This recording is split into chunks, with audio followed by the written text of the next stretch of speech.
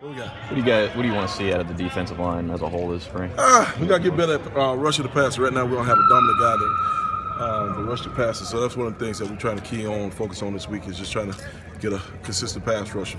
We were talking to Randy. He made it sound like maybe try to get pressure with 4 a little bit more this year than maybe years past because of the personnel. Yeah, I hope we can get a guy that we can, capable of rushing the passer, so we can do that and know how to blitz as much as we had to before.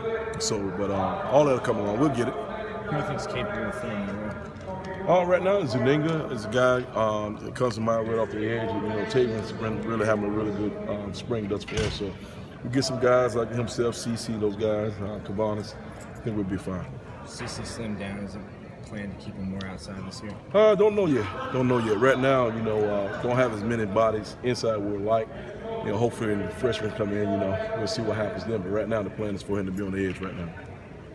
You had joked last year that you maybe thought you missed on Antonio. Certainly not the case now. How is he looking out there? He's improved. Looked like he had a pretty good day. Flew around, made some plays. It's just, once the game slows down for him, the more he understands, the better he's going to get and the faster he's going to play. How is he technique-wise? Anything he needs to work on? Just everything, man. He's still raw.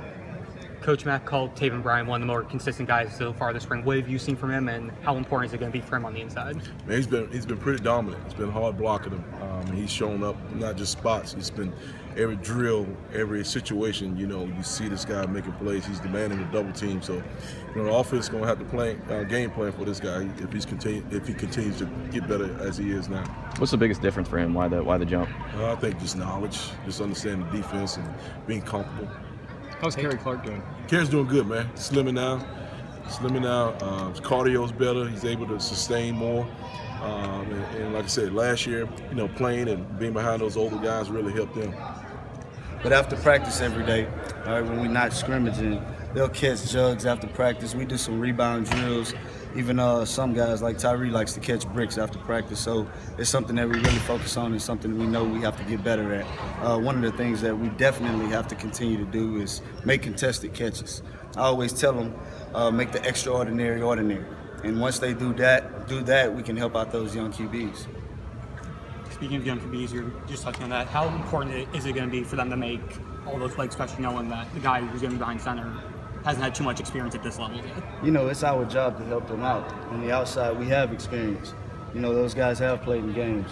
So when the ball is in the air, it's our job to make a play and make them look good. That's what we have to do. We have to run fast, get open, and make plays. Is there one specific instance of leadership that you've seen so far from Brandon or anybody else? One of the things that Brandon is not really outspoken. One of the things he does is he leads with what he does in practice.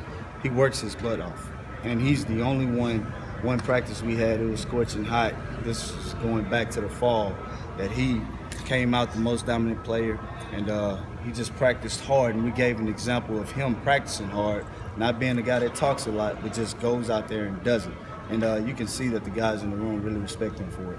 You touched on Antonio Callaway a little bit. What's maybe an aspect or two of his game you're hoping that he can improve on before season starts up? One of the things that he struggled with early on was going up for the ball and making plays. He had trouble judging the ball as it was in the air as far as judging his hops.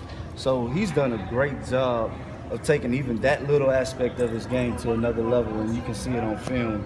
We get down and we do some red area things. He has done a great job of going up and getting the football. On the flip side, what do you see as kind of his biggest strength as a receiver? His quickness and his speed, all right, and his ability to make plays downfield.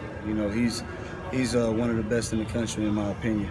Just the thing that he does, the way he works, and the way he cares. Has he refined himself as a route runner a little bit? We always hear Mac talking about understanding the depth and all that kind of thing. Yeah, and one of those things is understanding zone avoidance and how to read coverages. And one of the things he's done is take the time in meetings and he's asking questions and getting better with that aspect. So it's helping him become a better route runner.